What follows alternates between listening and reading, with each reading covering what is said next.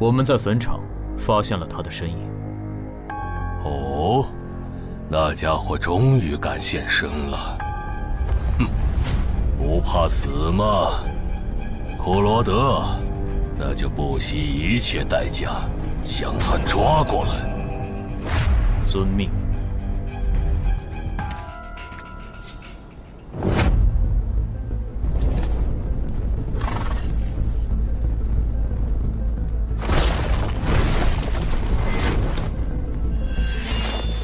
是不是打败你，才会放过我？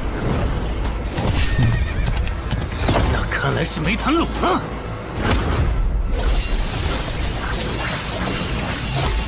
剩下躲不掉，也来不及格挡。这就是你的实力。还没分胜负呢。敬酒不吃吃罚酒，那就把你变成亡灵，带回去。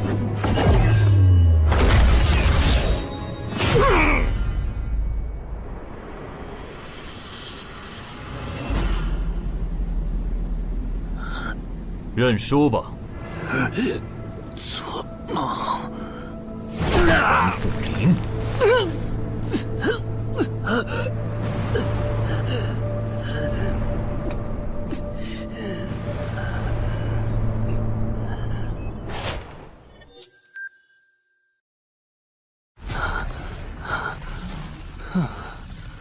还好只是梦啊！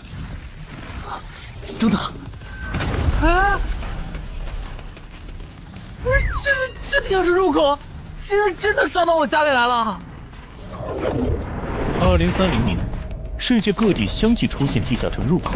在经历了一系列探索、争夺、开发和地下城失控所引发的骚乱后，各国政府确认了5件事：一、入口无法被破坏，但攻略地下城可以使其关闭。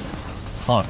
如果未能在规定期限内攻陷地下城，那么该地下城入口将翻转，地下城内的怪物将涌入这边的世界。3. 误入地下城并存活的人类将成为冒险者，自此踏上超凡之路。4. 地下城内的怪物等级越高，攻略该地下城的收益越高。5. 最高等级的地下城 BOSS 连核弹亦无法完全消灭。过去10年，地下城入口逐渐被公众所接受，有关地下城和冒险者的情报也被允许逐步公开给公众。冒险者周刊报道显示，冒险者人员十分稀缺，但却人均千万富豪。这一消息令冒险者这一职业变得非常受欢迎。对普通人来说，冒险者就是一步登天的门票。所以你过去3年的冒险家生涯，为你赚取了超5亿的财富。当然，对于刚刚成为传说级冒险家的我来说，这只是个开始。但少有人知道，每一位高等级冒险者的背后，都有许多普通冒险者和无辜平民的牺牲。而我们的主人公陈海，恰好是知晓这一秘辛的少数人。你还真是给我出了个大难题啊！能让人一夜暴富的地下城，可对我来说也没啥用啊。毕竟我又不缺钱，而且我记得地下城的死亡率好像很高，搞不好我会死。要不把它上交给官方冒险者协会算了，说不定可以换点特别的好处。嘿嘿嘿嘿。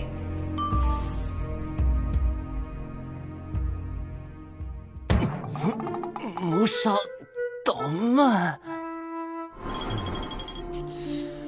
但放这也不是事啊。时间一到，入口翻转，怪物全跑出来，大家都得遭殃。这样，我先瞅瞅这地下城啥类型，要是死亡率高，我就搬到别的城市，走之前报警让警察来管；要是死亡率低，我就自己搞定。真搞不定的话，再搬家，然后报警。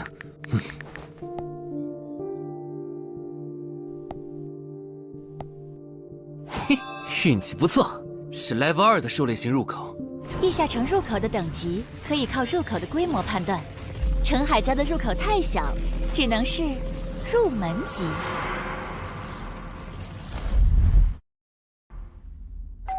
你好，有您的快递。来了来了，来了，是你的快递，在这签字。好的。说起来，小哥你该不会是发现了野生的地下城入口吧？不然为什么要网购锁子甲？完了，不会暴露了吧？我玩全甲格斗的，之前的防具换，打算换新的。怎么了？有问题吗？没问题，我就是随便问问。感觉这人很奇怪呀，难道是我想虽然多了？早就知道一般市民对成为冒险者这件事有多着迷，但是被人这么生硬的试探，还真是有够惊悚的。还好我伪装的不错。不过这个箱子会不会有窃听器啊？还好没发现窃听器。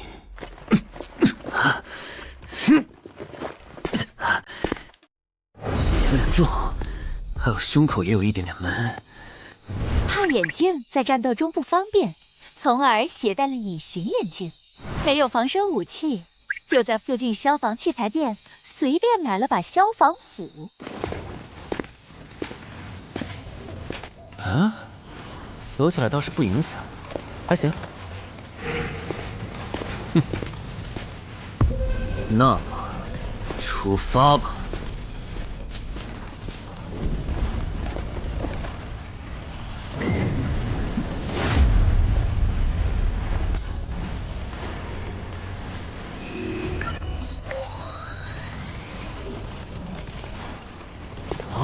不是地区地形吗？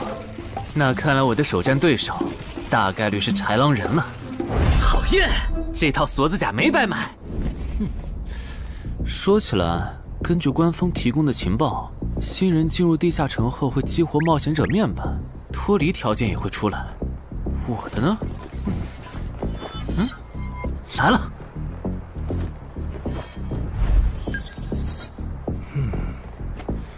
我记得普通人基础属性是10点，8点算弱，14点就很牛了。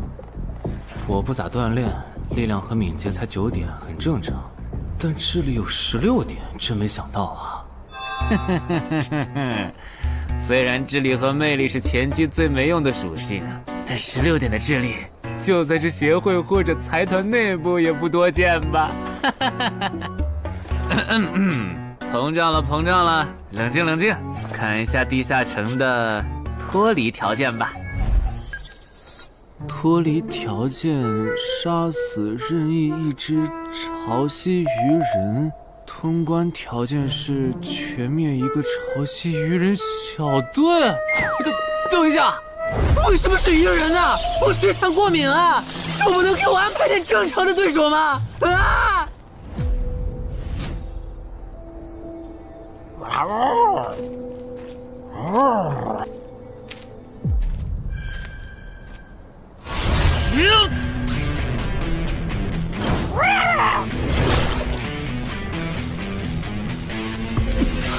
不是吧？这都被躲过去了。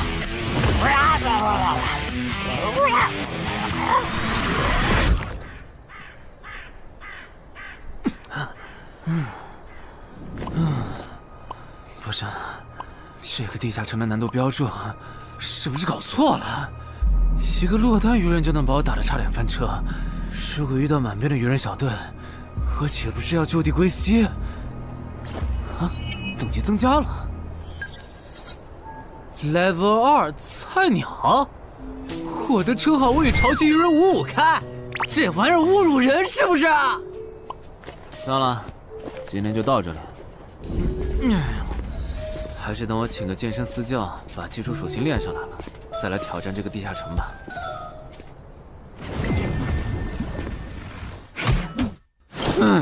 累死我了，半年的运动量都干出来了。又咋了？哦，任务结算呢？我记得地下城的任务结算好像也能爆出奇物的。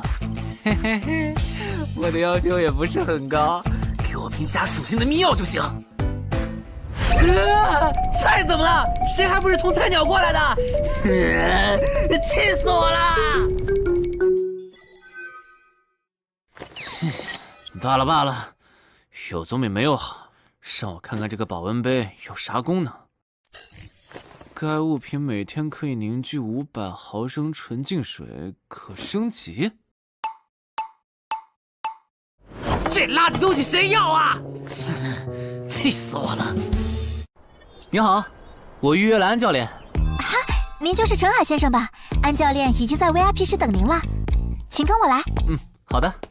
没想到东山这样的小地方，竟然也有专门为新人冒险者和冒险者候补提供塑身服务的健身教练。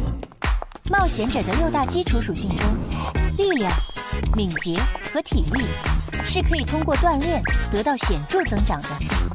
这1年的健身费也太贵了，都和我一本新书的版税差不多了。不过只要能让我的身体素质在短时间内得到显著提升，陈海先生，这点钱就花得值。陈海先生，您之前有过健身经历吗？没有。那为什么要花这么多钱请安教练？新手打基础的话，请普通一点的教练就够用了。还是说，陈海先生，你已经成为了新人冒险者，比较赶时间？这旁敲侧击的，还真是够直接的。哼，有条件的话，那肯定要请最专业的，以冒险者为目标，普通教练不能算是好的选择。这样啊？我总不能和你说实话吧？那您应该能和安教练聊到一块儿去。东山市最好的健身教练会是啥样的？好紧张。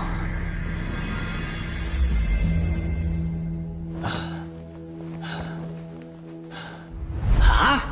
和我预想的完全不一样，我还以为会是个肌肉兄弟，结果到头来，这不是个小白脸吗？我的课程这么贵，竟然也能预约得出去？开玩笑的吧？就是你想成为冒险者，跟我来吧。3、4。我撑不住了，教练。5。真的撑不住了。好，你到这里吧。30公斤举了5次，换算一下，你目前的单次最大重量应该在35公斤。作为健身小白，结合你目前的体重，你这个卧推成绩算是偏弱的。什么情况？虽然我知道我的身体能力低于平均线，但是这也太弱了吧？正常的老哥们不都是人均50公斤起步的吗？陈海先生的基础有点差呢，35公斤的极限数值换算到冒险者面板上的力量属性，应该只有9吧。普通人的力量、体能和敏捷数值是相对平均的，不会偏差太多。他现在这个状况，要在1个月的时间里变成冒险者，几乎不可能。那一般要多久？这个看你，如果天天练的话，差不多1个季度就能达到3个11了。这个11是你成为冒险者后面板上给出的约束，换算下来的话，就是比普通人略强。明白了。所以办卡吗？那就先办一个季卡吧。我去哪儿交钱？让给我就可以了。好耶，以后撸铁不孤单了。认识一下，我叫徐茂，是健身馆的签约冒险者，以后多多关照。我叫陈海，畅销书作家，您也多关照。说起来，一般只有家境很好或者跟协会签了长期合约的冒险者，才会找安教练这样的专业教练。因为我不缺钱呀，我写畅销书赚的钱，在东山又花不完。既然以冒险者为目标，那肯定就要找最好的教练，打最牢固的基础。原来如此，我还以为你发现了野生的地下城入口，并且已经成为冒险者了呢。作为前辈，我得教你一些冒险者之间才流通的基础常识，免得你以后被人坑了。冒险者首次下地下城时，表现好能得个称号，带不带都行。要是带了会有加成，但也会被其他冒险者盯上。有些专找低等级地下城入口的猎人，就爱顶着称号在可疑的人边上晃悠。要是被怀疑的人被称号吸引，表现不自然，那猎人就知道这人是冒险者，接着只要跟着他，就能找到野生地下城入口。啊，这样吗？真是学到了。没啥反应，看来他真不是冒险者，就是个有点钱想当冒险者的弱鸡作家，那就没价值了。幸亏我先和超级任务5开这个称号太丢人了，没装上，不然今天肯定暴露了。安哥那边应该已经快拟完你的健身合同了，咱们过去吧。好的。国内有名的畅销书作者，还是专门写冒险者题材的。怪不得他有财力和动机买我的课，是想把身体数据打磨上去以后进军冒险者行业吧。而且他对课程的学期也没有明确要求，不像是发现了野生的地下城入口需要快速通关的样子。确实，程海是冒险者，或者他发现了野生的地下城入口的概率确实很低。这样，如果徐茂带着他回来的时候，他的注意力没有放在我的头顶，那就走正常流程吧。如果他有异常，那就别怪我了。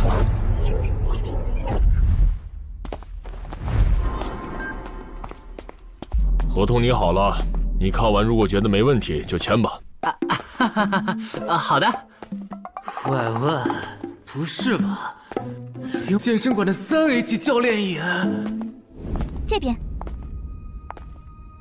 那小子刚才看我的时候表情正常，视线也没停留在我头顶的称号上，看上去不像是刚发现地下城入口的小白。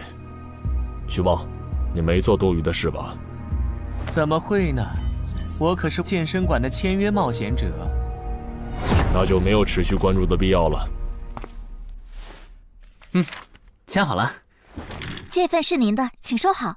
等下安教练会带您做体能测试。好。行吧。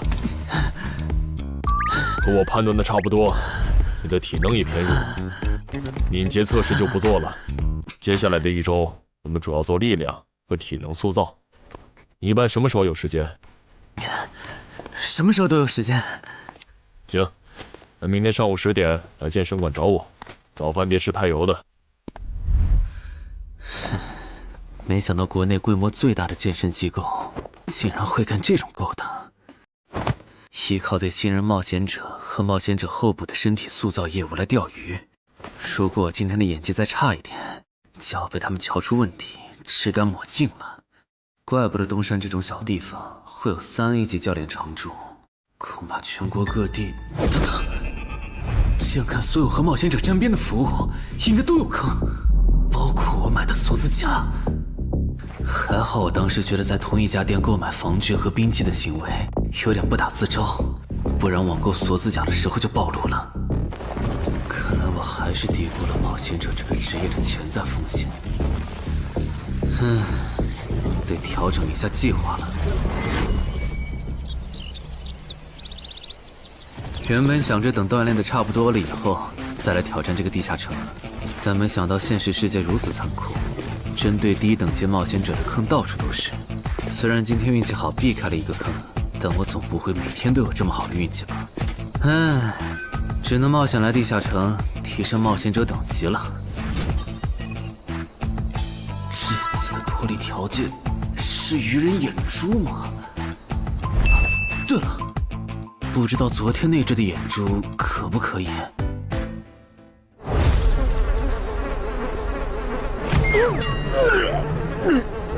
早都被啃光了呀！看来这附近有类似野狗的生物。不过好在眼珠还在。好耶！今天可以不用战斗了，等下只要记录一下这地下城的地形。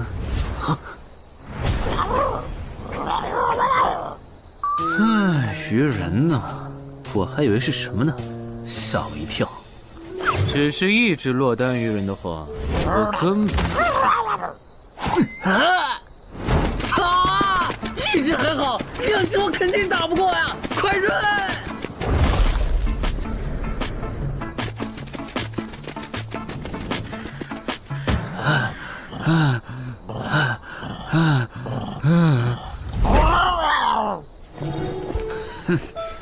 你都死到临头了，还这么嚣张，没发现吗？你和你的同伴跑散了。哼哼，现在换我来进攻了。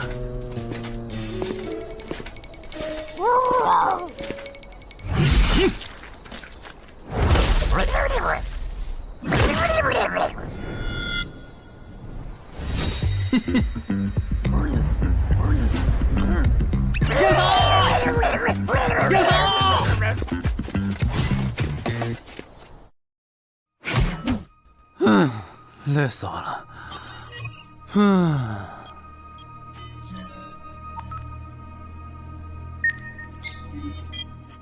是吧？这次的评分明明更高，为什么反而没奖励？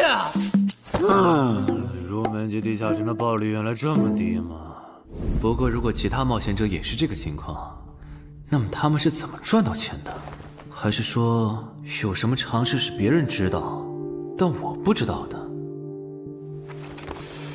明天找机会去问徐茂和教练。哎，徐茂和安教练还没有来吗？徐茂去隔壁室了，大概要过几天才会回来。安教练今天临时有事，得中午才能来。好吧，那我先去 VIP 室做体能训练。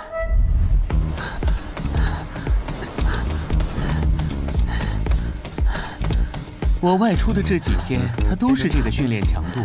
对，那可真够拼的。这样看，用不了多久，他就能把力量和敏捷提升到11了。对，如果他能一直保持一个基础下来，力量、敏捷和体质，恐怕都能到12。说起来，教练你就没考虑过把他吸收进健身馆吗？这种有钱又有行动力的好苗子，只要不出意外，以后绝对能成为中间冒险者。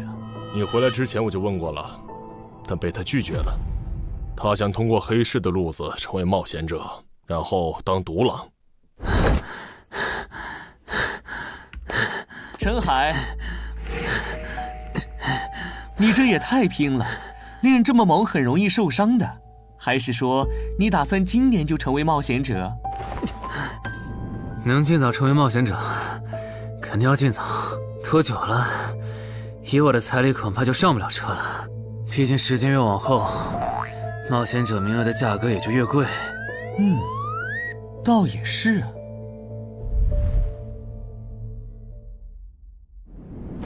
算上前天安教练的招揽，我大概可以肯定，徐茂和安教练已经排除了我拥有入门级地下城入口的可能了。接下来可以找一个合适的时机。发什么呆呢？在想事情？没，可能是太累了，有点走神。你这样肯定不行，频繁的超负荷运动只会累积伤病风险，真受伤了反而会拖慢你的塑身进度。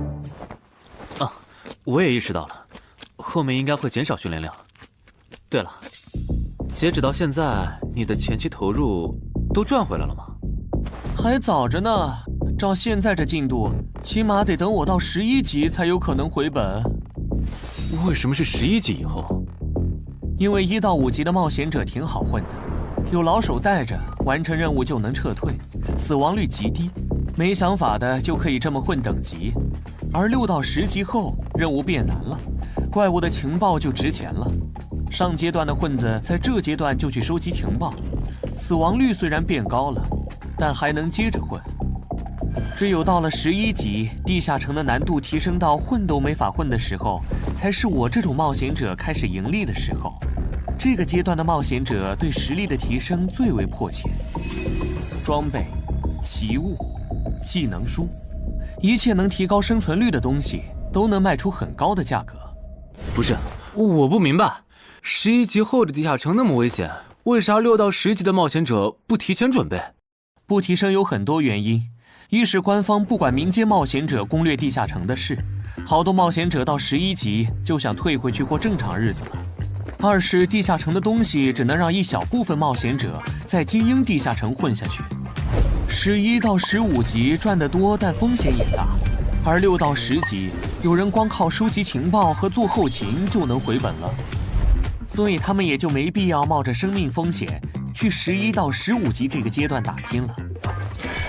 原来如此，所以冒险者在6级不，在更早前就已经完成分流了。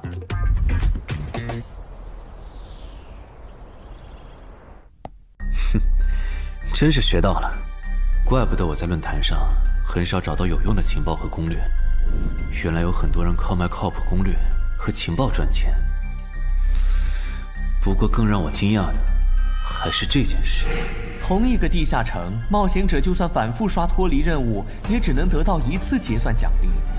这样看，这个地下城入口能为我带来的价值，就只有通关奖励，以及将误入其中的普通人转化为冒险者这2点了。考虑到我本身并不缺钱，我还是尽量单刷这个地下城，然后再考虑要不要继续当冒险者吧。先用徐茂教我的方法，前期以收集情报为主，有10足把握了，再考虑通关的事。脱离条件找到湖？啊，这次的脱离任务竟然不需要战斗？还好买了一架无人机做辅助，不然纯靠人力搜索找湖肯定是个大工程。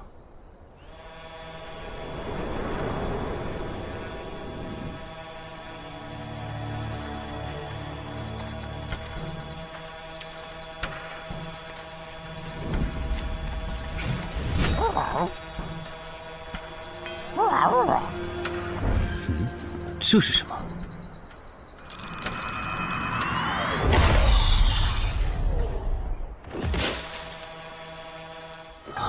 刚才那个应该是鱼人吧？虽然外形和气场和我之前遇到的鱼人有很大差别，但他应该也是鱼人，只不过等级应该更高。算了，先不管他。等我完成了脱离任务，再回来找那只橘红色鱼人。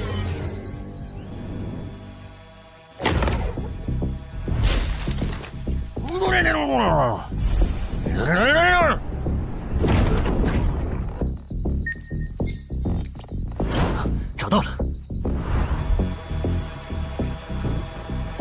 哼，怪不得森林地形的地下城会刷出鱼人这种怪物，原来森林深处藏着一个这么大的湖吗？这样的话，脱离任务就算完成了，不用和鱼人接触可真好啊！接下来，是那只橘红色的特殊鱼人。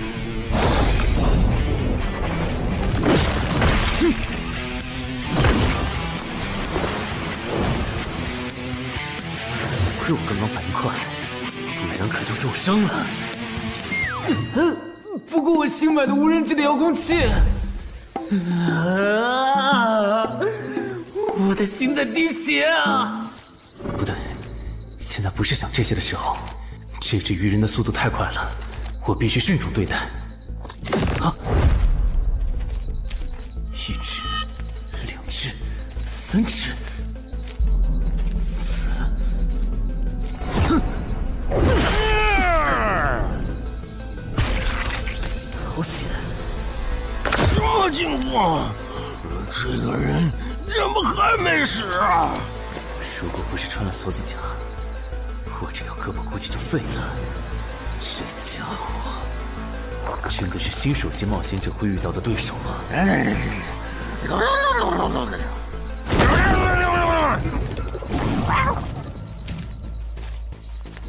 如果只是和这只橘红色鱼人单挑也就算了，关键我还得抽出一部分精力来处理身后这几只杂兵。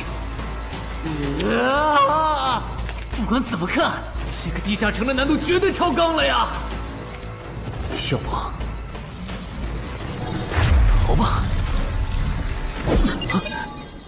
脱离通关任务重置了。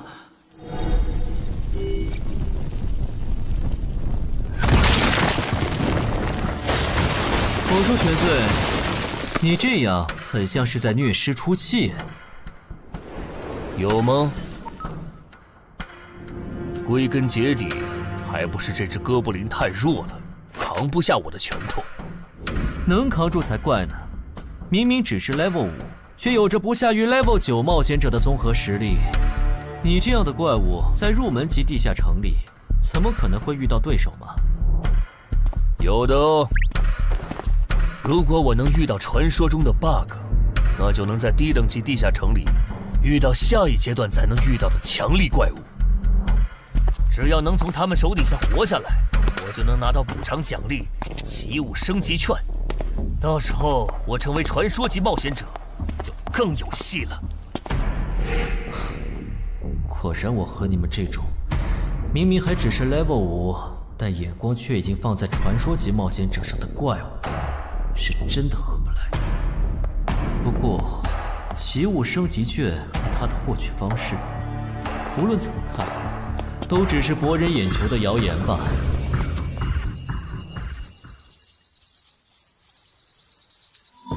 在高战力异常鱼人个体的追杀下活过3分钟，任务完成后将得到额外补偿，奇物升级券。不是吧？我都准备逃命了，你给我整这个，要玩死我吗？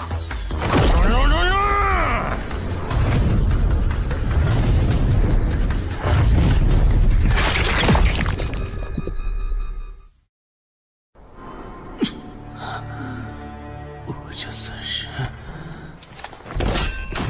逼上绝路了吧？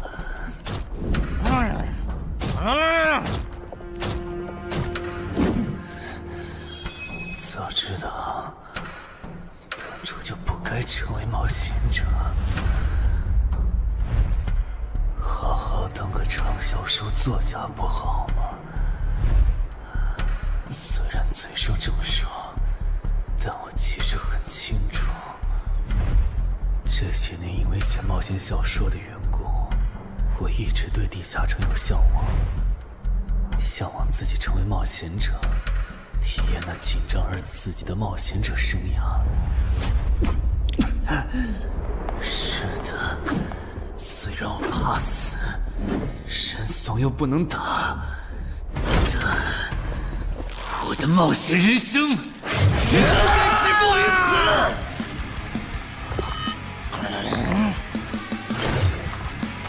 想想，我现在还有什么牌？我现在还能打出什么牌？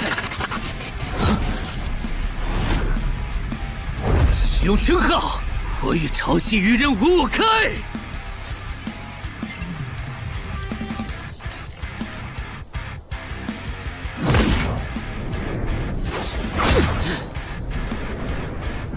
身体变轻盈，力量也变强了一点。不止如此，这些鱼人的动作也变得迟缓了许多。我的动态视力也加强了吗？能行，现在的我能行。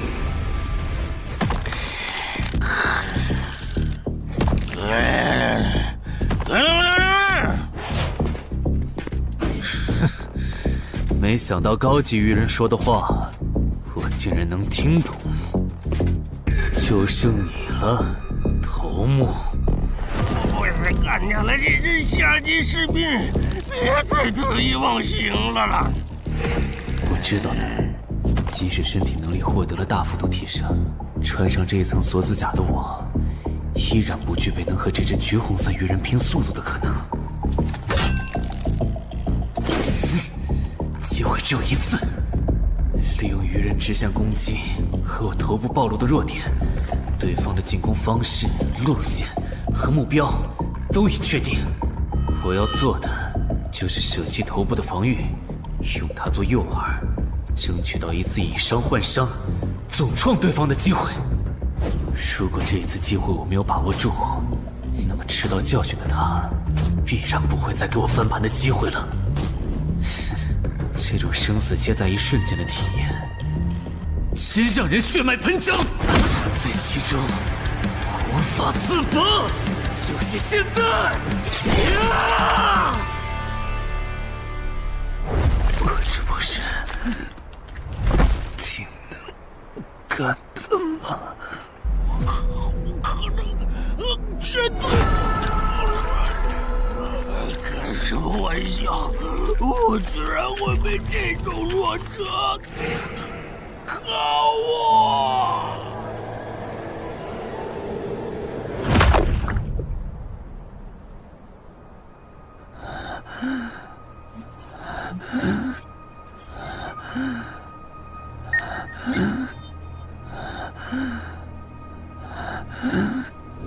这下总不能还判定我是菜鸟了吧？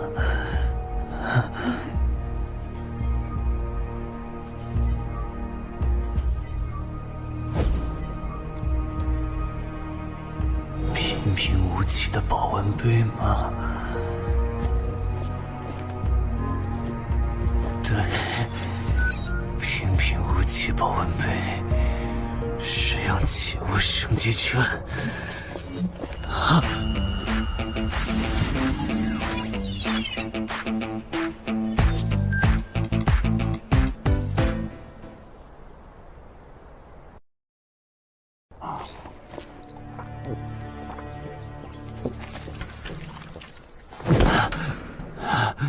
活过来了。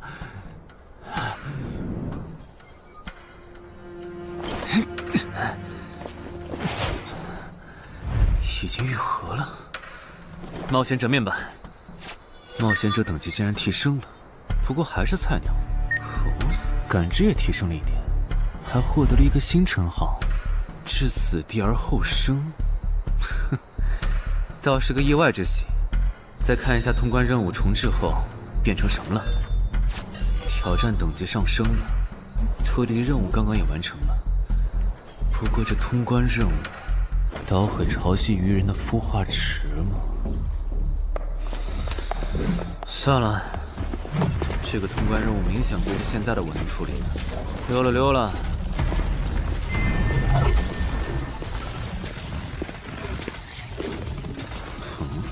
是错觉吗？怎么感觉这个地下城入口变大了？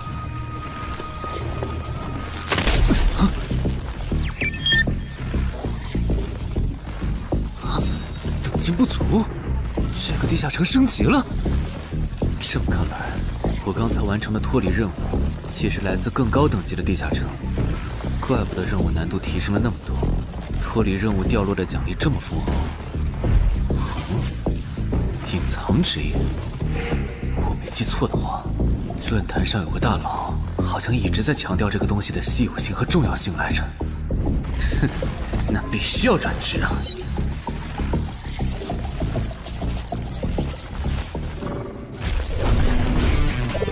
啊，什么情况？感知竟然提升了，死亡行者也算是新职业了。越接近死亡的话，属性点提升就越大，可以1至4点。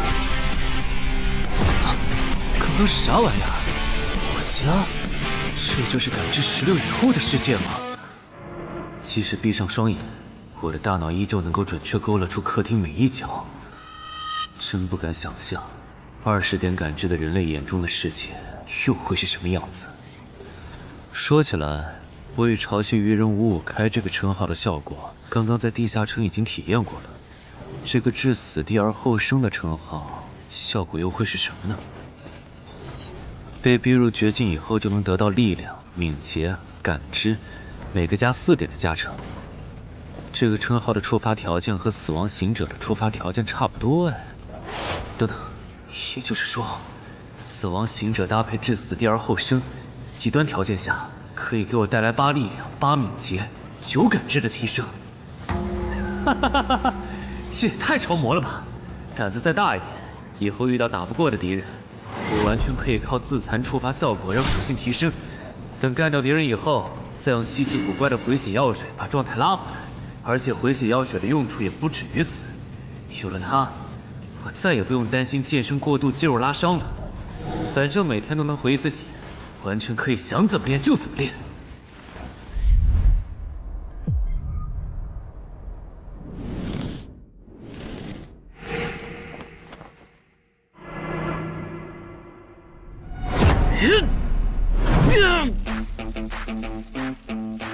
真惊人！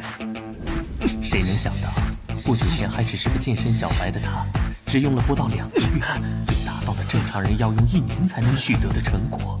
就他那训练量，换别人来早就去 ICU 报道了。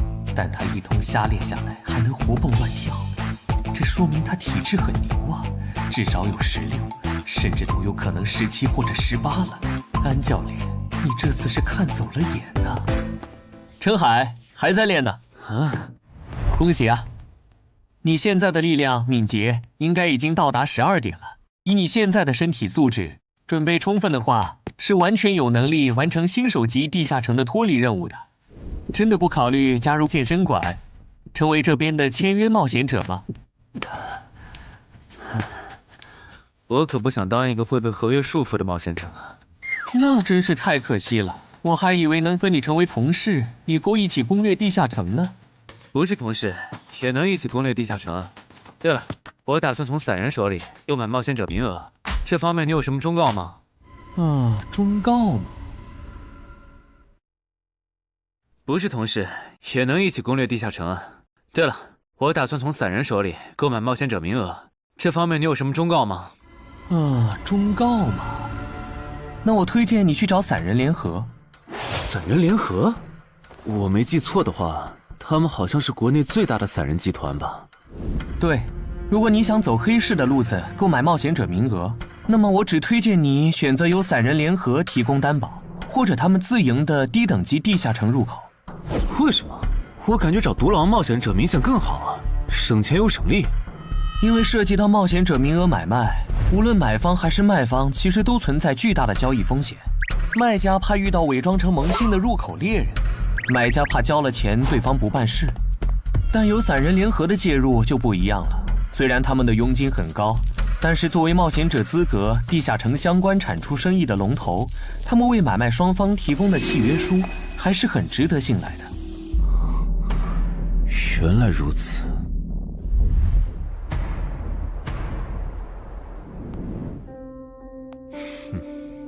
查了一下，整个漳州只有云霄市的这个老廖稍微靠谱点，找了散人联合做担保。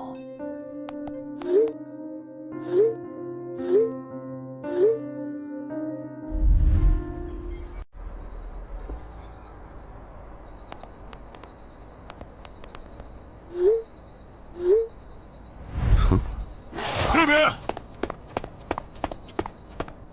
云霄老司机，没错，你就是爱写作的东山市民吧？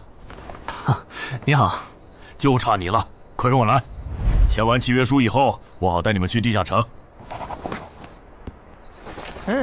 好了，契约的内容分3项：一，交易完成前尾款钱我方承担；二，双方都不能做出违反安全协议的行为；三，不能向任何人暴露此地下城入口的具体位置。诸位对契约内容有疑问吗？没有。没有。没有。那么，契约成立。手臂在发光哎！哟，好神奇啊！好了，我的工作完成了，希望以后还有机会为诸位服务。等下大家再跟我走一段路，我带你们去地下城入口。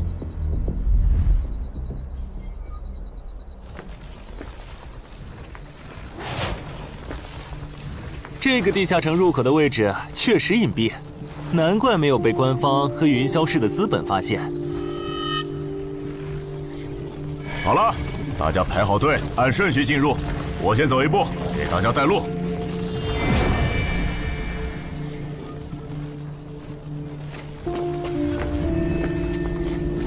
这批新人怎么样？哦，太酷了！我也是冒险者了，真好。还行，没有看起来像刺头的。那就好，等会儿记得我们之前说的。卖家原来有2位吗？好了，大伙儿看向我这里，学着我的样子对空气喊：“冒险者面板！”冒险者面板。大家可以在冒险者面板的个人信息栏查看到自己的基础属性，往下滑动，可以在任务栏查询任务。不是吧？我的基础属性原来这么低的吗？冒险者面板上的内容只有冒险者本人才能看到，所以不用担心个人信息暴露的问题哈。麻烦大家把你们的脱离任务报一下，我这边做一个整理。任务？妖，这个物种论坛的入门级地下城怪物图鉴里好像没有，这个地下城有问题。这个地下城该不会和我家里的那个一样，存在某种致命的设定吧？基于幸存者偏差，如果一个入门级地下城的怪物没有被收录进论坛的新手常见怪物图鉴，那只有2种可能：要么它确实很罕见，要么就是遇到它的冒险者基本都死在地下城里了。警告！警告！此人违反了安全条例，未说出正确的脱离任务。那个眼镜男说谎了？不是吧？这才哪儿到哪儿啊？就有人触发安全条例了？你听我解释，肯定是他出 bug 了。契约式的契约当然不是绝对的，但对你这样的菜鸟来说，它是不会出问题的。你的脱离任务绝对不是采集高价值草药，你骗了我们。他刚进冒险者圈子，不懂规矩，做错事也情有可原。您大人有大量，再给次机会嘛，是不是啊？对，再给我次机会吧。下不为例。大家再说一遍自己的脱离任务哈，这次别搞错了。我的任务是找到湖中女妖。我是聆听女妖之声。我的是凝视女妖10秒。我的也是找到女妖。接下来我会带大家去女妖出没的林中湖泊，大家跟紧一点，别掉队哈。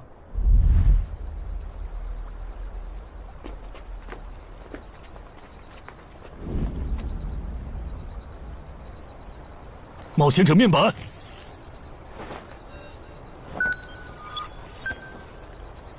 哎，他在干嘛？呼唤湖中女妖。他怎么知道这样做可以召唤湖中女妖的？这就涉及到商业机密了。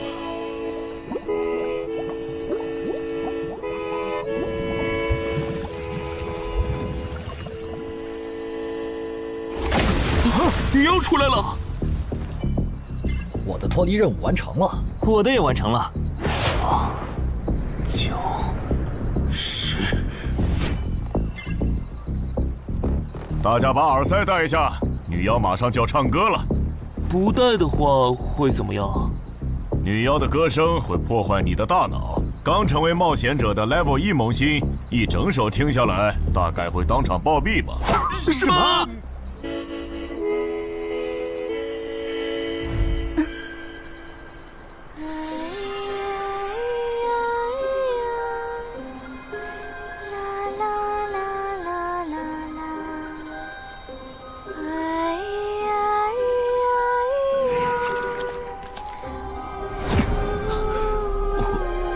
被醒了，就听了这一小会儿嘛。还好我戴了耳塞，歌声听得不真切，不然恐怕已经死掉了。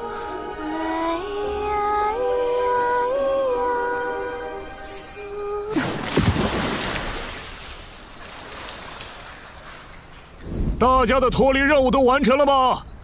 都做完了，那咱们就原路折返回去了哈。搞笑，让我们原路返回？来之前我已经查过了，地下城里的植物和矿产都是很值钱的。你这么急着赶我们走，不会是想要独吞这个地下城的产出吧？我们可是付了钱的，为什么不能在这个地下城采集高价值草药和矿产来回血？等一下，咱们的契约书里可没有这条。但也没有不准我们完成脱离任务后采集高价值草药和矿产的条例吧？原来冒险者还可以在地下城内采集草药和矿产的吗？你不知道吗？其实大部分冒险者并不具备通关能力的，他们主要的盈利方式就是搬运地下城内的物资和收集怪物情报。你是觉得脱离任务已经完成了，我们又碍于契约不能对你出手，所以可以发难了，是吗？不然呢？真是笨蛋！但有一点你没考虑到，那就是我并没有和你们签订契约啊。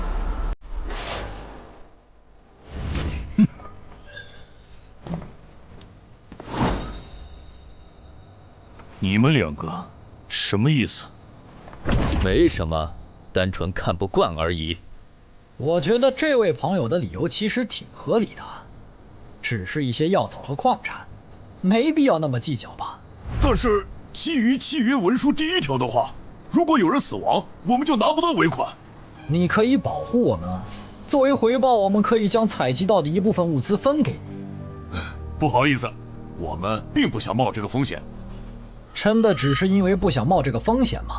难道不是因为这个地下城藏着别的秘密，你们怕我们发现它吗？我明白了，你不是新人冒险者，你是奔着通关任务来的。老六，你应该能感受到吧？咱们之间谁更强？可恶！地下城让给他们，我们走。啥？你等等我呀！他们为什么就这样走了？这不很明显吗？这2位帮我们说话的朋友，其实是比那2个人更强的冒险者呀。过奖过奖，其实强的不是我，是我的这位朋友。等等，不太对。3人联合的契约师不会蠢到让假装萌新的冒险者轻松找到契约书漏洞，这不符合逻辑。大家可以自行选择，接下来是单独行动，还是跟我们一起行动？单独行动的话，你们的收益可以独享；如果跟随我们一起行动的话，通关奖励我们要1半。1半？这么多？这叫多？你没仔细听吗？是通关奖励的1半。这2位资深冒险者的目标是通关。新人冒险者的通关率一般只有10%，甚至更少。就算分出去1半，我们也领先了90%的新人冒险者。大叔，你别得了便宜还叫委屈啊！所以这其实是好事。对新人来说，第1次通关时间是重要分水岭。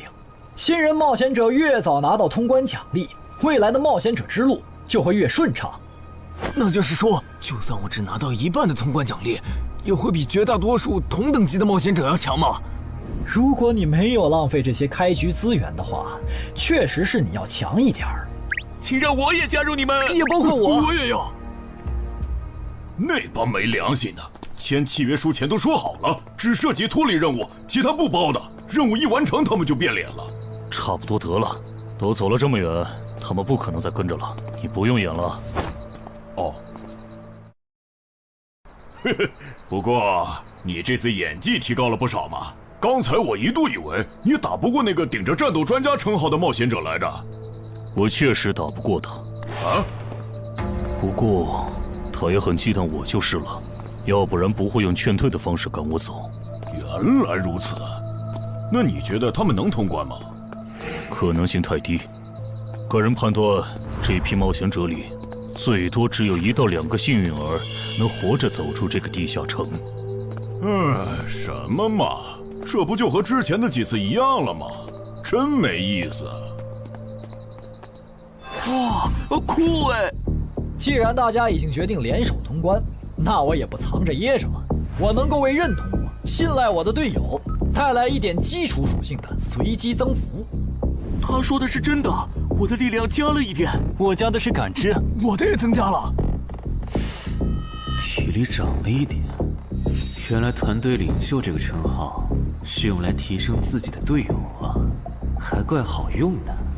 我这边还有一个问题，我们现在只知道口琴声能召唤女妖，并不知道其他的召唤方法。女妖要是一直躲在湖里，大家的通关任务就没法完成。这不是问题，我的称号可以让我强制激怒指定目标，被激怒者将减少2点智力，变得冲动易怒。他也是冒险者吗？至于建立强制对话的方法，只要引起对方的注意就可以了。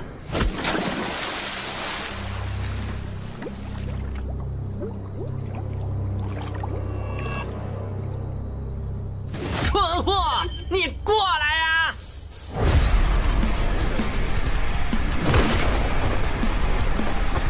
成功了，他被我激怒了。剩下的交给我吧。大家散开，让战斗专家来先是女妖，其他人换上耳塞，在外围找机会。死！穿过去了。开什么玩笑？竟然是灵体！啊！等一下！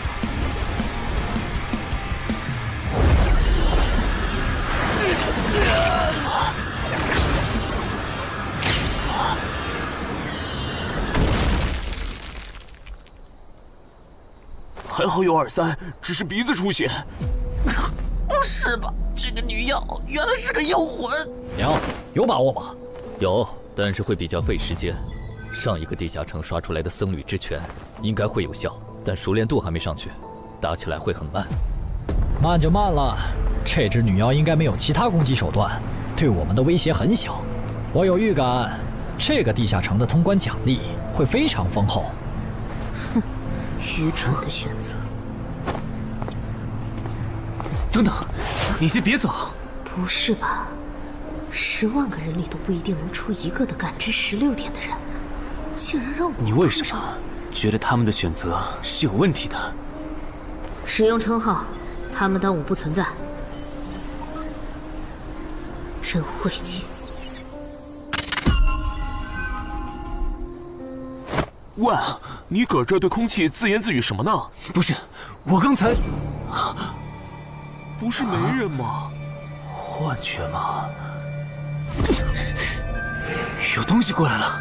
什么东西？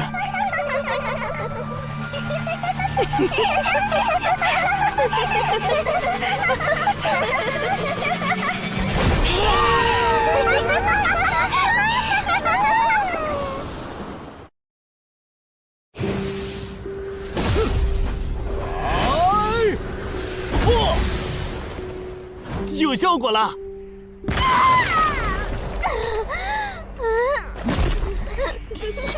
什么声音？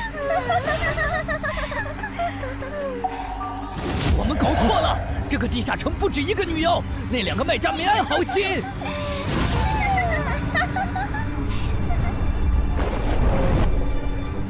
不是吧？这也太多了！不行，这个数量，耳塞已经没用了。还傻站着干什么？跑啊！为什么总是让我遇到这种事？天和子爷那时候是，现在还是。看在你老婆和女儿的份上，我觉得应该放过你。谁叫我最喜欢看别人抱憾终生，活在憎恨和痛苦中的样子呢？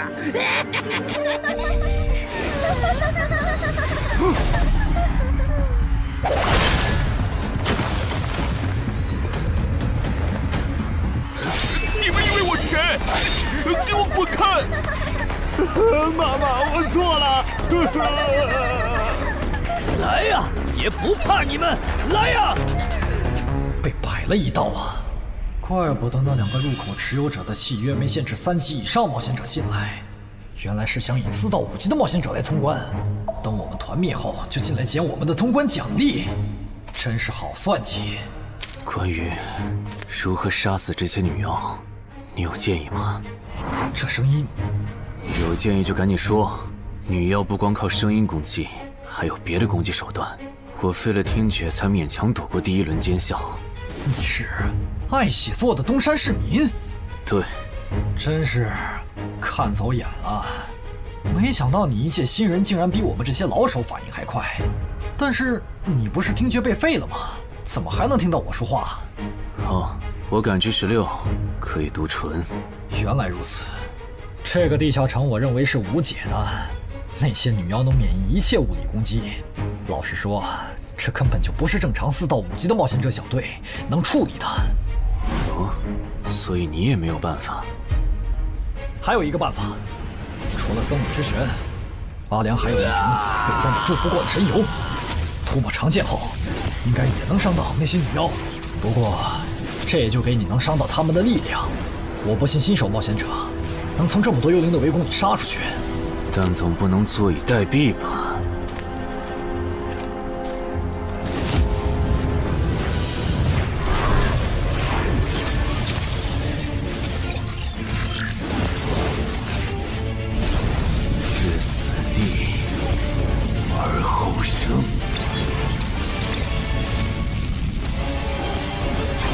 能听到吗？我问过你的同伴了，他跟我说，要通关必须从你那里拿到对僧侣祝福过的神油。通关吗？能帮我拿一下吗？不好意思，我眼睛瞎了，恐怕没办法操纵冒险者面板取出你要的东西。这样吗？不过，我还有一个办法可以让你得到它。什么办法？你干什么？就是以死后掉落的形式让你获取。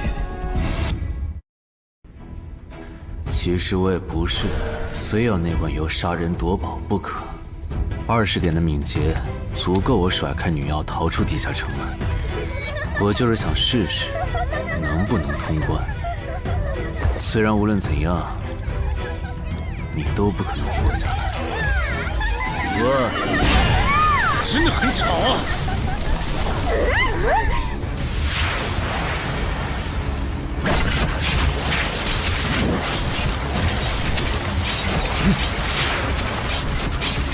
对邪恶生物伤害加2点，那么开始反击吧。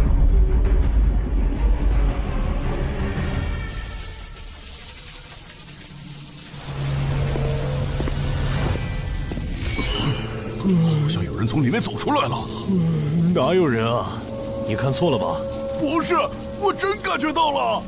果然，他们那不能攻略的地下城设陷阱，引同等级冒险者来做通关任务，把人坑死在里面，接着捡掉落的东西，或者等冒险者重伤出来就杀人夺宝。雇主的儿子应该就是这么被害死的。石斧秃鹫是指利用高难度地下城坑杀同等级冒险者，然后拾取对方掉落的堕落冒险者。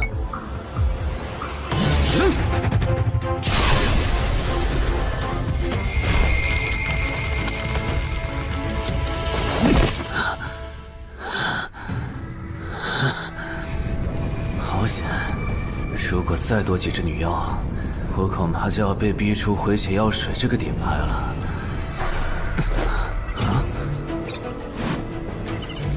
您的绝妙操作取悦了路过的死亡主宰，得到其恩赐，亡灵亦不能杀死我。该恩赐可以使您豁免一次来自亡灵生物的死亡判定，免疫一次来自亡灵生物的死亡判定。好霸道的额外奖励！额外奖励都这么丰厚了，合并结算的奖励还高于单独结算，那么肯定要合并啊！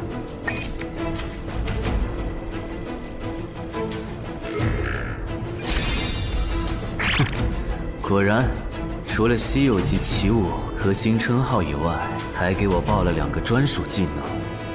这个地下城的奖励太丰厚了，难怪它的难度如此超标。爱写作的东山市民，你还活着吗？怎么没声音了？哼，差点把他给忘了。你现在感觉如何？能站起来吗？有点难。那只能扶着你了。其他人是不是都死了？胖子、四眼、大叔，还有你的2位同伴，都死了。你应该不是第一次进入地下城吧？哼，我还以为你不会主动说破呢。如果我说我能保守秘密，并将我得到的奖励作为酬劳全部送给你，你能不能不灭我的口？但你死了，同样可以保守秘密。那你就得不到我的通关结算了。而且，云霄老司机和他的同伴肯定在地下城入口附近蹲幸存者。我可以帮你吸引他们的注意力，相信我，让我活着走出地下城，对你来说是最有利的选择。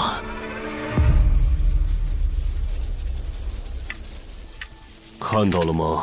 这才是真有人出来了。哎呀，刚才那次算我看错行了吧？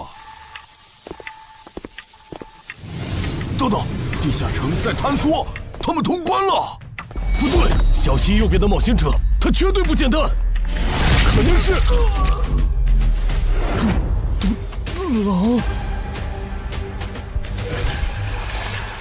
先干掉一个弱的，接下来到你了。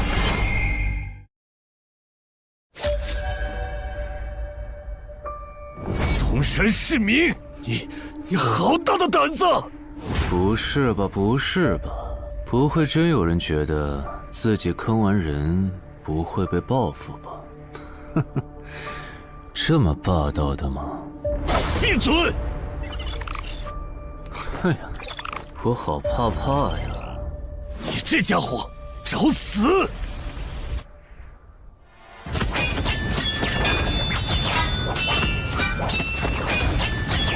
这俩人相互厮杀的程度，有些7级甚至8级的冒险者都没这么夸张的速度。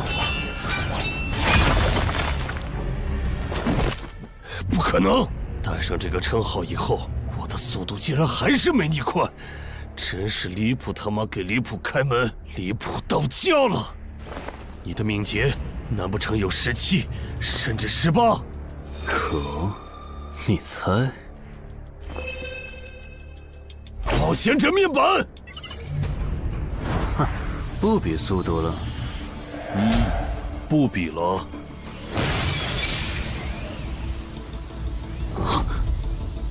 这本来是为那个战斗专家准备的，不过给你也没差了。来好好感受一下我从黑市高价购买的变种蜘蛛毒素吧！什么嘛！你这毒抗完全不行啊，比普通人还差！连反击的力气都没有了吗？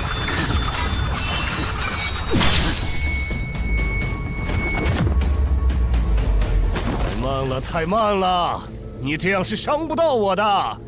哼，蜘蛛毒，这就是你为我们准备的手段？怎么样？喜欢吗？作为7级地下城蜘蛛地穴的特殊产出，可以极大的削弱低等级冒险者的力量、速度和体力。迄今为止，因为它而败在我手上的5级冒险者已经有4个了，而你将会是第5个。然后呢？你应该不只准备了这点手段吧？全都亮出来吧！哼，不会吧？难道这就是你的全部了？当然不止这些。佩戴了毒素携带者称号的我，呼出去的气体、身上的汗液和血管里的血都是带毒的。和我相持的越久，你中的毒就越深。这战术太吓人了，在6级以下几乎是无解的。我明白了，是我高看你了，我还以为你藏着什么大招呢。关闭技能，与死亡共舞。不可能！怎么还有这么快的速度？你猜？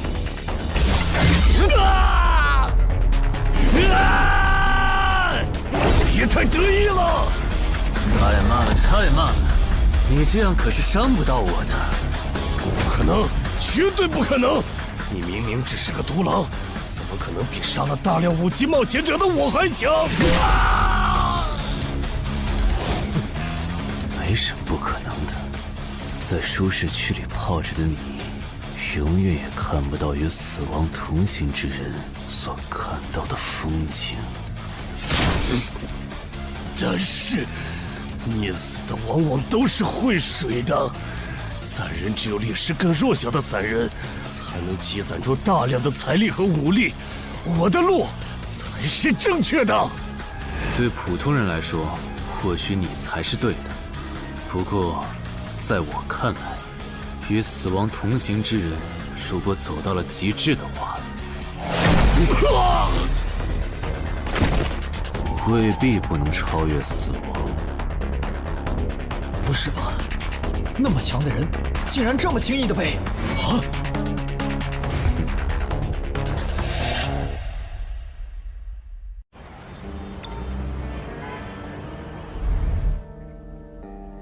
你这运气也太差了吧！啊，徐茂，你怎么来了？来看你啊！第一次进地下城就遇到了能免疫物理攻击的怪物，好不容易通了关，还被石斧秃鹫堵门。不过也多亏了这次经历，让我得到了置死地而后生这个称号。也是，还算幸运。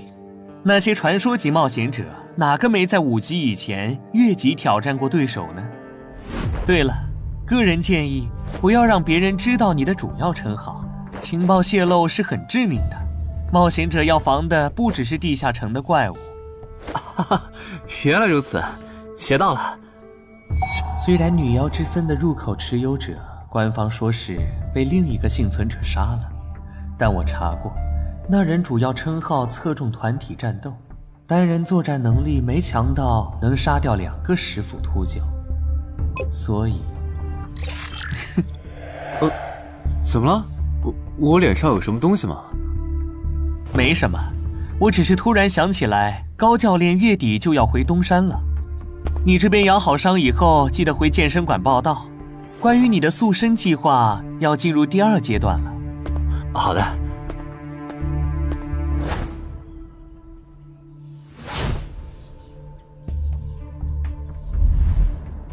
你不打算做攻略型冒险者了？没错，这次地下城经历让我明白，我没当传说级冒险者的本事。与其在这阶段的地下城拼命，还不如到6到10级的地下城多弄点钱，然后就隐退。哎，不过你和我不一样，你有成为传说级冒险者的潜力，但前提是你得改掉独狼的习惯。为什么这么说？独狼玩法在10级前的地下城能提高任务结算评分，多拿奇物、称号和技能，但11级到15级的地下城难度大增，光靠个人根本过不去。如果你想成为传说级冒险者，10级前就得组建自己的攻略团队，不然在11级到15级时，要么会掉队，要么就会被官方财团收编，就没机会再往上提升了。团队嘛。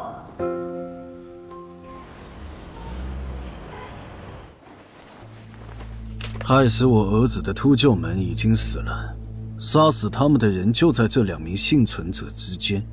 你认为谁才是帮我儿子报仇的恩人？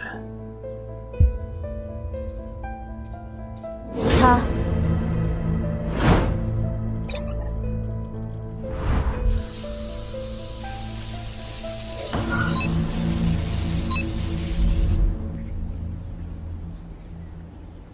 程海，你就是女妖之森的通关者程海吧？我们对你在女妖之森得到的通关掉落很感兴趣，你开个价吧。不卖。他说不卖，他不会真的以为我们是在跟他商量吧？那我换种说法，把你在女妖之森得到的东西交出来，立刻马上，不然有你好看。你们在干什么？不许骚扰我们医院的病人，走开！烦人的家伙来了，哥，我们走。切，真晦气。下次他们再来骚扰你，你就来找我。我哥哥是10级冒险者，他们不敢惹我。谢谢。不，该说谢谢的人是我。我的好朋友死在了女妖之森，你和王先生攻略了这个地下城，还铲除了用它钓鱼害人的秃鹫。原来还有这么一层关系啊！我和我死去朋友的家人都能感激你。总之，这是地下城暴走后的随机拉人现象啊！怎么还会拉我呢？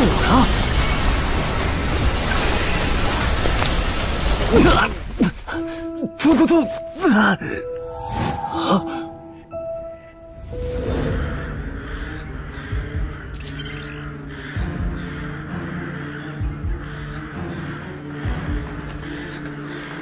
大家不要惊慌，我们只是被拉入了翻转号的入门级地下城。不是吧？我就来医院看个牙的功夫，怎么就被拉入地下城了？现在请大家跟我一起打开冒险者面板，确认你们的脱离任务。展开面板，5级的生存类地下城，哇，这次可能要死很多人。么？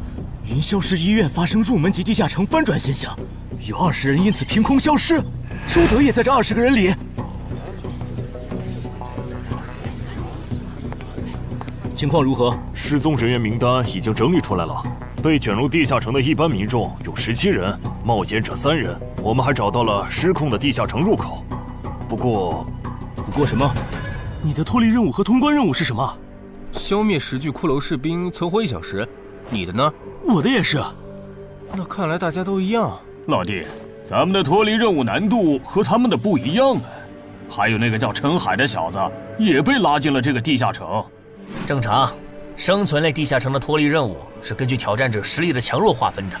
至于那个叫陈海的，等咱们做完了脱离任务再去找他。那个，大家听我说，这个地下城非常危险，请大家捡起地上的兵器，3到5个人为一组，凑齐脱离条件以后，尽快离开吧。完成脱离任务以后赶紧离开？你算老几啊？在这指挥本大爷？说不定是人家想把咱们忽悠走了以后，独吞地下城的宝藏呢。不是，这个地下城真的很危险。这俩蠢货脑子有坑吧？对地下城的危险没有认知也就算了，还在这带节奏。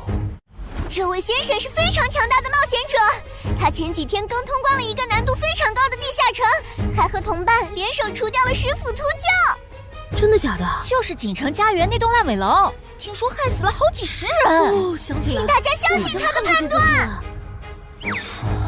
这个护士干嘛一直夸我呀？好烦呐！不过好在效果还行，能引起这些新手的重视就好。等一下，如果这个地下城真的那么危险，那你觉得就凭我们这些普通人，真的有能力完成脱离任务吗？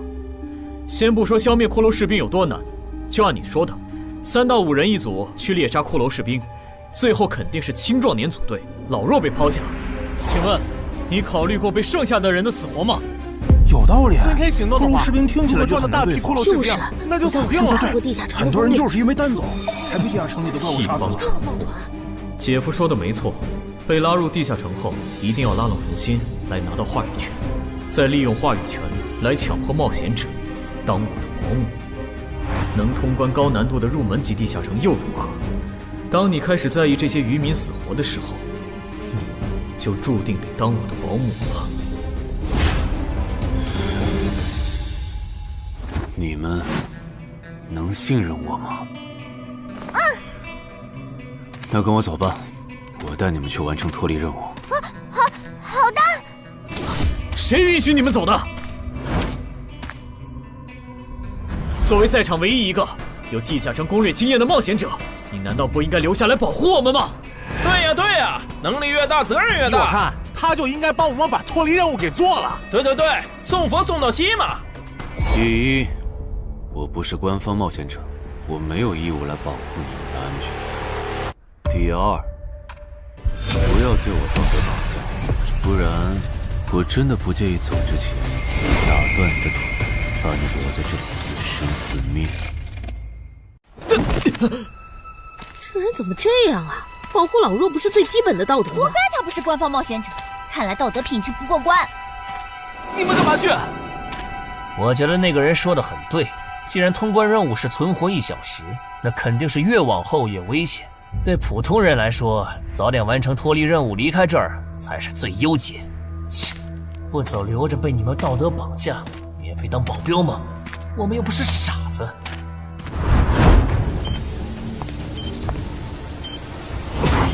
怎么是他？这个地下城有什么问题吗，尚科长？这个地下城最大的问题在于，接下来的1个小时，能有几个人活着走出来？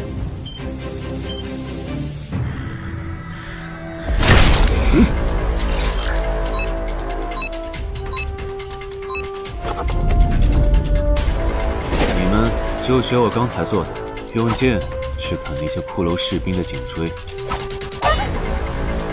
那你呢？又来了！我嘛，就用我的老伙计和他们练练。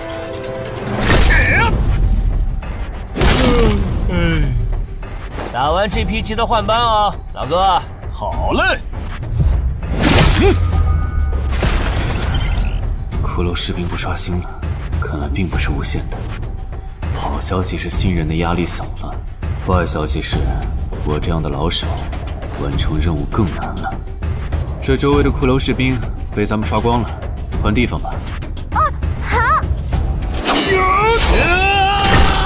受伤的人往后退，剩下的2人一组，交替清理从地里爬出来的骷髅士兵。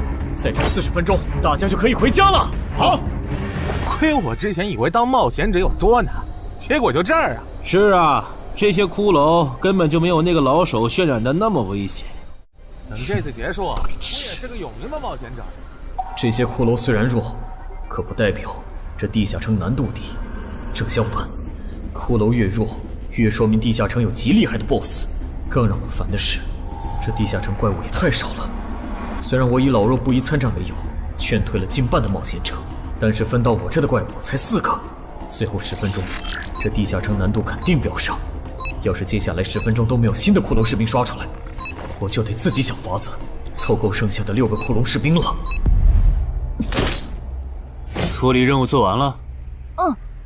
你呢？还差几个？8个。把机会都让给他了吗？那你先回去吧，我们继续刷骷髅。等做完脱离任务以后，咱们3个在外面集合。10年来没有一个人通关。不止如此，这个地下城的幸存者们也非常奇怪，几乎所有的都是新人。怎么会有这么奇怪的地下城？正常不都是冒险者越强大生存率越高吗？因为这个地下城有一个被称为强者坟墓的机制。同样的脱离任务，新人的难度只有老手的1/10。当新人完成脱离任务离开的时候，实力远超冒险者的地下城 BOSS 会主动追杀冒险者。好多老手都栽在这机制上。朱德，快点察觉到，这个地下城的本质是谁最先完成脱离任务，谁才能活下来的竞速比赛。好心的冒险者哥哥，护士姐姐，再见。拜拜。再见。等下遇到的骷髅士兵，我多分给你一点。你先完成脱离任务，和他在外面会合。好的。有人完成脱离任务出来了。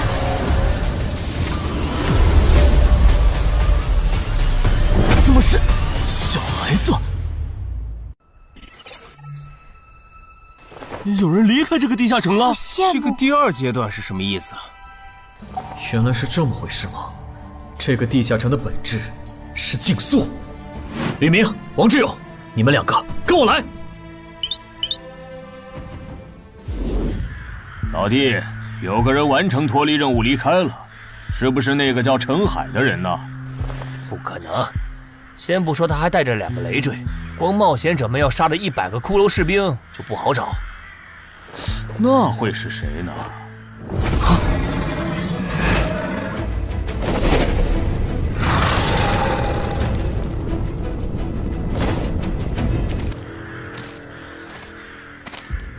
叫我们跟着他出来，都走这么远了，也不解释一下。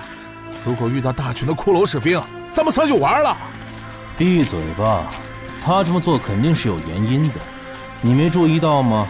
他是看到任务栏变更以后才叫我们出来的，恐怕他比我们更清楚这个地下城发生了什么。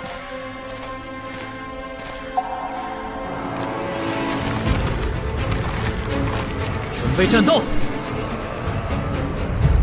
他们3怎么走得这么久才回来？周德当初就不该气走那个冒险者。脱离了。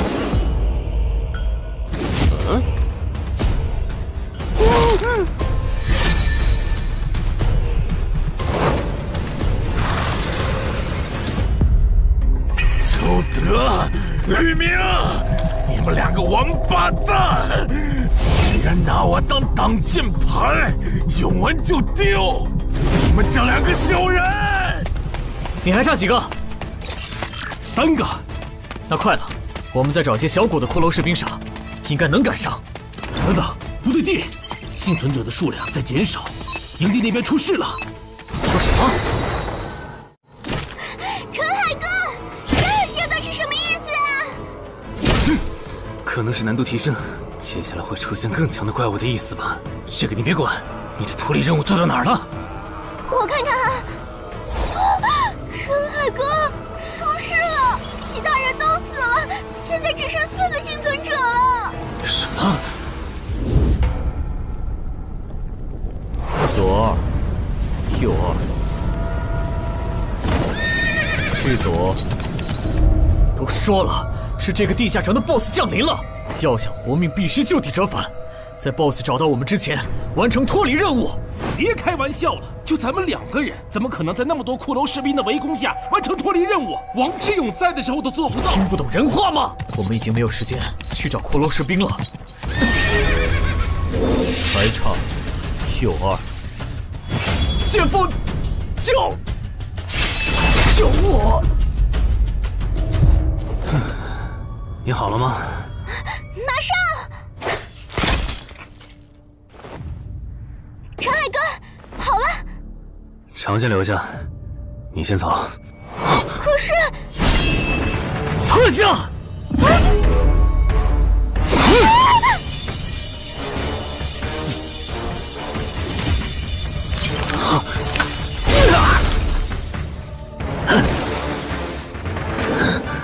好强！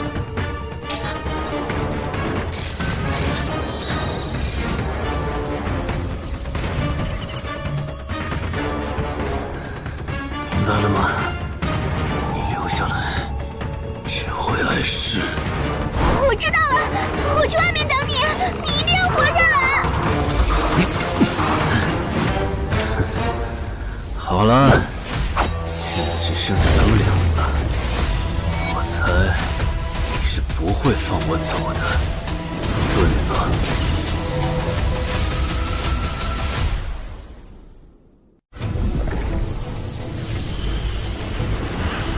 是护士姐姐，对面还有幸存者吗？有，但是陈海先生他……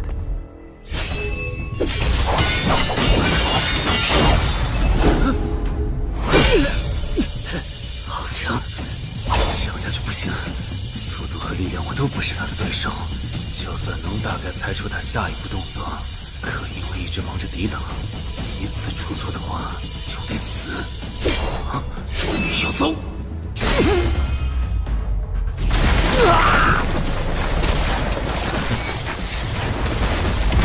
这么巨大的实力差，你还能跟我过几招？在我这儿撑这么久，了不起！好像在跟我说话。不对，现在不是该思考这些的时候。想一想，再想一下，到底该怎么做，我才能活下来？没戏了，把这边的情况汇总给漳州吧。就说云霄市医院地下城暴走事件，17名普通市民卷入，仅2名幸存，3名低等级冒险者卷入，无一生还。你在说什么？不是还没到时间吗？这才过去5分钟。就是。我能理解2位的心情，但是请不要再做不切实际的幻想了。这个地下城里的 BOSS， 就算是9级的我，也没有把握面对他能存活15分钟。你要等的人，哪怕是5级冒险者中的佼佼者，最多也就能坚持5分钟。你从地下城出来到现在都过去5分钟了，他还是没有脱离地下城，这意味着什么？你应该清楚吧？怎么这样？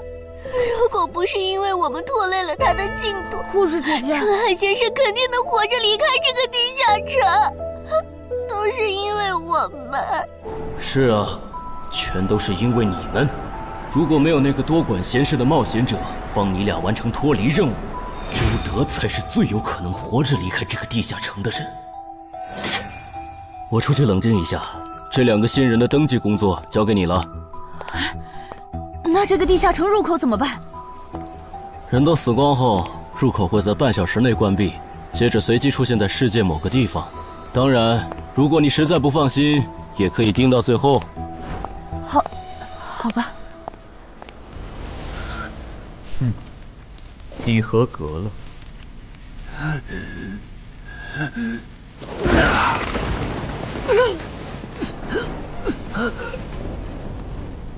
我很期待你成为亡灵后的表现。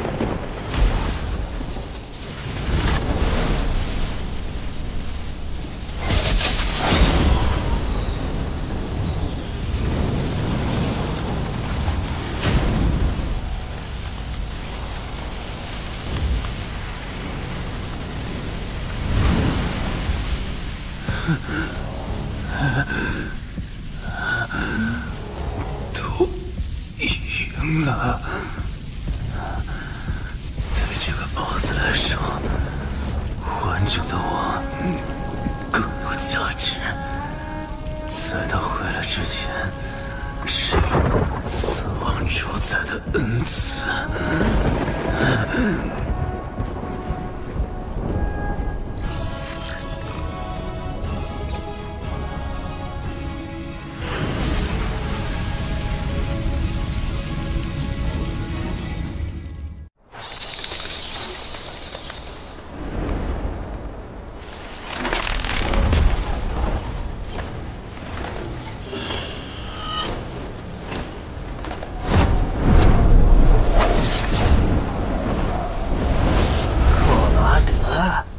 不是被大军派去坟场征兵了吗？怎么回来了？切，白跑一趟！我还以为是谁激活了骸骨大军发出去的万念邀请函呢。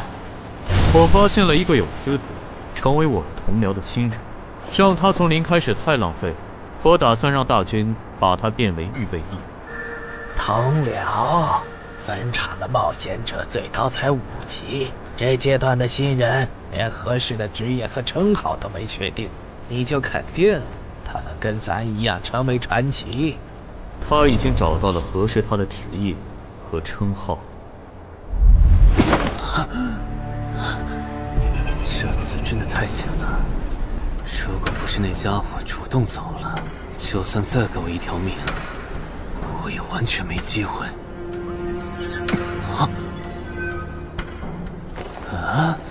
通关任务都显示完成了，为什么没有弹出来脱离选项？不会是必须完成脱离条件以后，我才能离开吧？在那个怪物意识到我没死之前，那得抓紧了。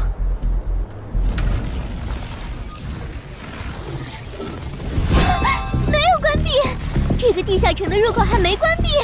澄海先生还在战斗，他还活着。我去找尚科长。周德死在地下城里，他姐知道后一定会迁怒同期的幸存者。如果处理不当，尚科长，怎么了？慌张成这个样子？那个地下城入口没有关闭，结束的时间明明已经到了，但是他还在。怎么可能？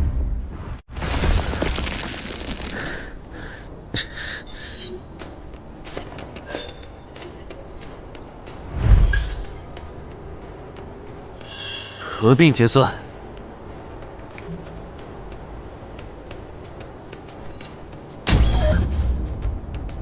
原来那个亡灵骑士叫库罗德呀。不过，传奇级，坟场才5级，怎么会有这么超纲的 BOSS？ 说起来，这个地下城的 BOSS 强度这么高，以前真的有人通关过吗？尚科长，你看，尚科长，这地下城暴走后，超过关停时间仍然存在，怎么会这样呢？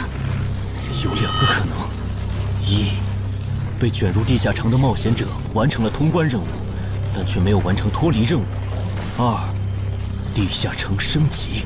一定是第一种，一定是。不可能的，坟场很早以前就已经被世界冒险者协会定义为几乎无法被攻略级的地下城了。相比有人通关，我更相信是地下城内部发生了什么变化，导致地下城升级。有人出来了！是澄海先生，真的是他！哎呀，你们都在啊！担心死我了，会因为我的原因没能坟场竟然真的被他打通关了。一辈子的。那么严重的。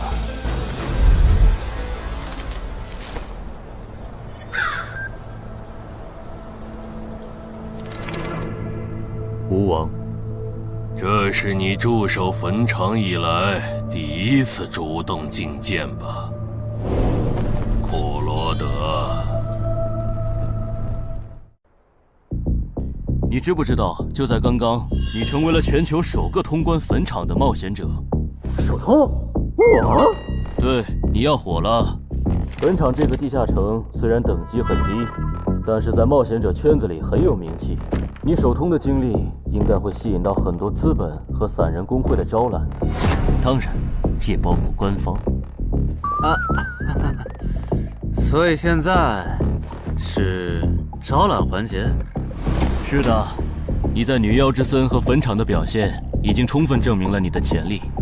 像你这样的超级新人，整个冥省1年下来也不会超过10个。作为云霄市地下城负责人的我，当然不可能错过。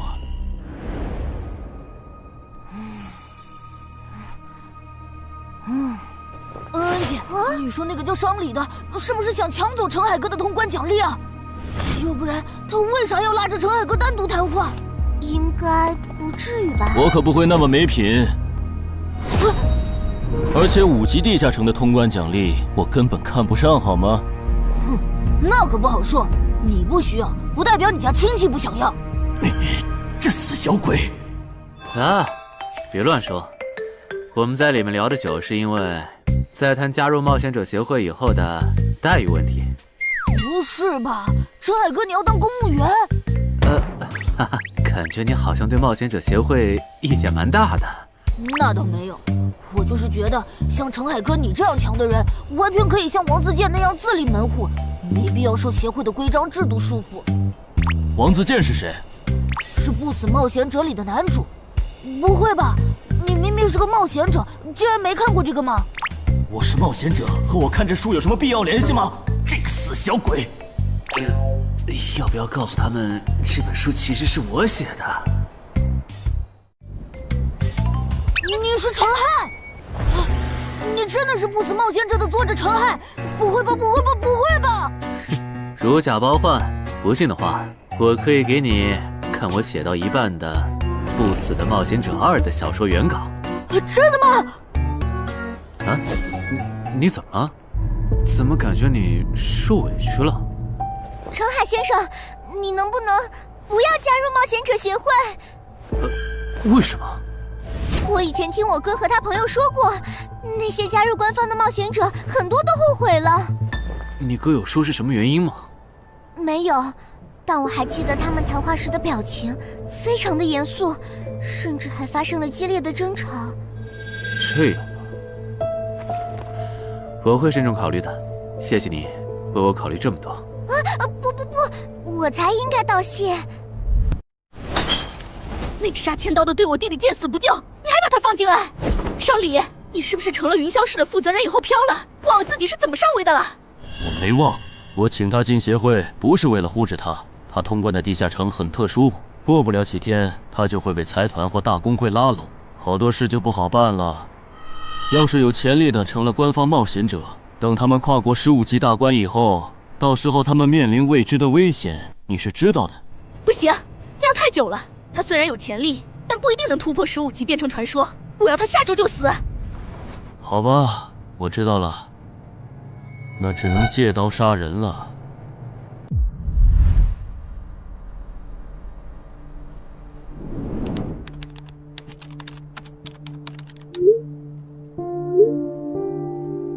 坟场，这个地下城的情报不是早就挖无可挖了吗？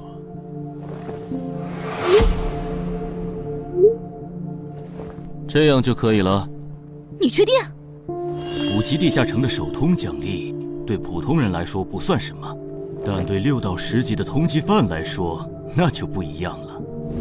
要是澄海的情报到了黑市，不出3天，闽粤2省的通缉犯都会跑到云霄市，这样就能给你弟弟报仇了。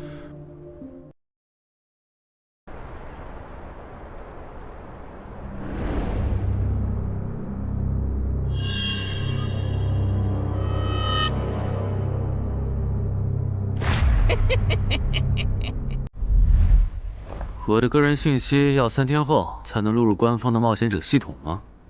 是的，我记得程先生你是东山人吧？要不我这边先给你安排一下暂住的酒店，这样你这几天就不用两边跑再折腾了。不用，刚好我要回东山办点事，那我3天后再来云霄。好的好的，那咱们3天后再联系。前提是3天后你还活着。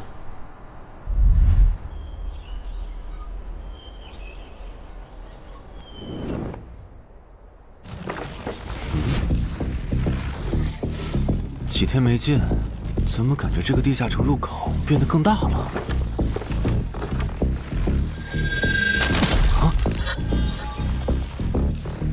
准入等级6级，也就是说，这个地下城的等级现在介于6到10级之间了。我现在是5级，按照之前的升级速度，只需要再打1个到2个5级地下城，就能升到6级了。上次翻论坛的时候，我记得东山这边好像有一个5级的地下城正在招募人手，我看看还在不在。好耶，还在。你好，请问你们的招募条件是？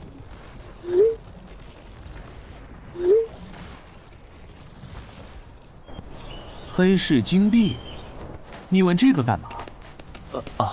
我闲着没事翻论坛，发现论坛上的冒险者彼此之间做交易时使用的货币不是现金。冒险者之间做交易，除了用地下城入口和掉落物，就是用黑市金币当货币。黑市金币有什么特殊之处吗？为什么不能用现金交易？黑市金币是挑战10级以上地下城的主要收获。我以前问过安教练，他说这东西10级后有大用处，可具体咋用没跟我细说。原来如此。对了，等级没到10级的冒险者，一般是从哪儿弄到黑市金币的？我也想搞一些。新手的话，你可以试试把不用的掉落物拿到鬼市去卖。你要卖吗？要的话，我晚上可以带你去东山的鬼市。要，谢谢徐哥。东山这边的鬼市只有每周一的凌晨2点到4点有。你别看这边人很多，实际上只有1/10是冒险者，甚至更少。这些摊贩也是卖的东西真真假假，很容易上当受骗。听起来有点像古玩市场。差不多吧。总而言之，东西先别急着卖，多转转，弄清楚物价后再卖东西。我这边还有点事，就不陪你继续逛了。好的。看不出他这人还怪好的。好了，到我来扫荡了。小哥，来看看这件，可都是宝贝啊！瞧一瞧，看一看喽！精品装备，仅此一天，价高者得。小哥，来看看我的矿石啊！